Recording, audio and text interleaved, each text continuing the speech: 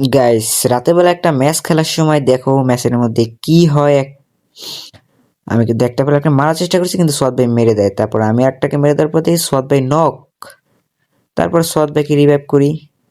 আর এই ম্যাচের মধ্যে আর কি কি হয় ভাই তোমরা দেখতে থাকো। তারপর এখানে আমি আবার আরেকটাকে এমপি দিয়ে চাতা দিয়ে মেরে দিয়েছি। মারার পরে আমরা ঘরের ভিতরে ঢুকে আমি নিয়ে নেই ডাবল স্নাইপার।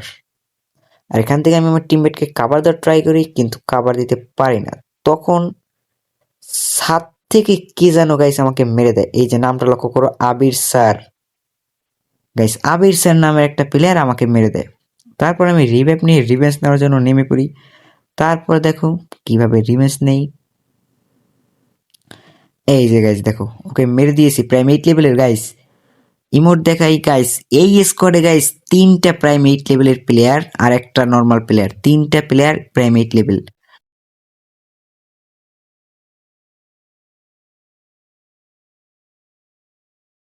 তারপর গাইস এখানে একটা কিল চুরি করার পর এখানে আর একটাকে আমি মেরে দেই। মেরে দেওয়ার পরে আমাকে কে যেন আর একটা শট বসিয়ে দেয়। গাইস দেখো এই একটা শট বসিয়ে দিচ্ছে একদম, আমি একটা গুলো মেরে এরোপ্লেন দিয়ে। এই যে গাইস এই যে আবির স্যার, এই যে সেই প্লেয়ারটা গাইস যেটা আগে ইমোট দেখাইছিলাম গাইস। এই যে দেখো এই যে এই একটা প্লেয়ার নক করে দিয়েছি। তারপরে এই দেখো এই যে সোয়াদ ভাই, আমাদের সোয়াদ ভাই কিন্তু একটা নক দিয়েছে আবির ভাই।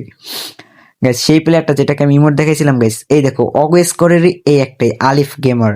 আবার সোয়াদ ভাই এখানে আরেকটাকে ডাউন করে দেয়, গেমিং সিএম নামে।